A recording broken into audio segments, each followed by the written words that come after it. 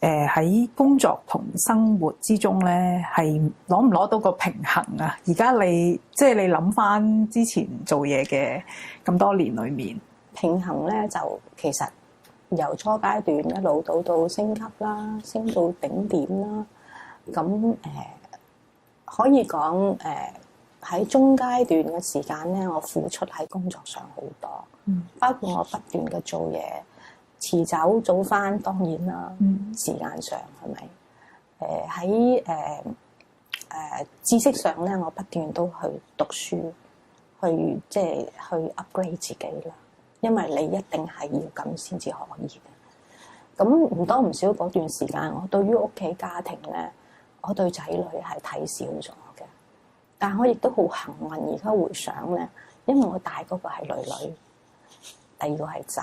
咁我女女咧，我當時喺職業上，我個訓練又訓練女女。我媽咪因為要做嘢好緊要㗎，我甚至帶佢返 office， 即係星期六、星期日，佢睇到我要準備啲乜、做啲乜。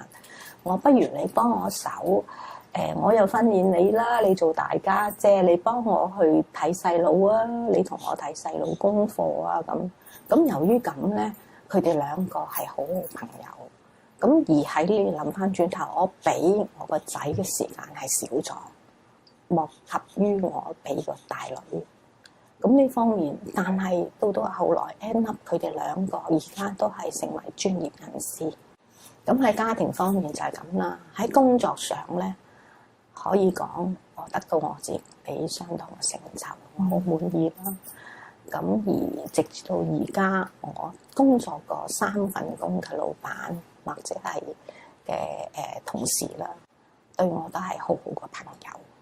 咁我覺得，如果相比其他嘅同學朋友咧，未必嘅。佢哋話有時商場中係好似戰場，呢句説話都冇講錯嘅。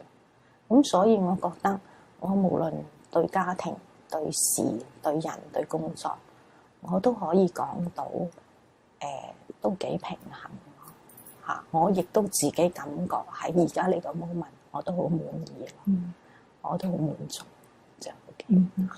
咁如果諗翻轉頭啦，俾你再一次機會啦，去翻你以前做嘢嘅時候，係啊，俾翻你諗翻，有冇啲位你覺得如果嗰陣時可以有啲唔係咁樣就好啦，咁樣會唔會有呢啲嘢可以分享下咧？其實去到目的地咧，即係去到我升職最後定點都一樣，視乎你會快定慢。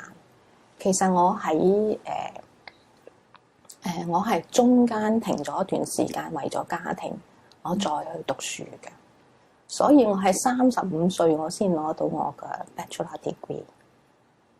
咁如果我能夠可以早啲行到呢個目的地，因為喺之前我係由於經濟上困難啦，我係大女，我要顧屋企。咁再加上我自己2個目標，第一就係要去讀書先至可以脫貧。第二個目標咧就係我要將我生活早啲建立我嘅家庭。咁你有咗穩定咧，你先至有個目標去拼搏。咁喺你嘅事業同埋生活上面咧，你覺得你最重要嘅決定係乜嘢啊？而家回想翻都係剛才所講嘅。第一，我好早就訂立咗我要建立家庭。係幾早啊？大約其實係20零歲嘅啫，即係20零歲就結婚啦。其實我22、23歲度就已經有咁嘅諗法，我係25歲先結婚嘅。咁當年係屬於較遲結婚嘅。我通常中學畢業嘅時候咧，好多同學咧一畢業嗰陣時都已經結婚，或者有啲20歲都已經結婚。因為我要做嘢幫屋企啊嘛，我唔可以太早，而且自己都要有啲經濟上要儲錢咯。咁一路到我係當 mature student 咁去讀翻 college 啊，讀翻 diploma 咧。直至到我仔仔係2歲，我先可以正式入翻去，即係讀書咯。我中間段時間我係停咗職去讀嘅，我好大決心，因為我中間要儲錢啦。第二，我都要即係安排定屋企啦，咁所以我先至可以全職去讀書。喺我當年讀 college 嗰陣時，一個教授係 UCLA 嘅，佢咁啱咧就嚟到香港，佢就講兩課書，到而家我都非常深刻。佢當時引入一個叫 action learning， 非常好。佢話：如果你唔識嗰樣嘢，你就要觀察。譬如開會，成班叻人坐喺度噶嘛，起碼主任級、中心經理級坐咗喺度。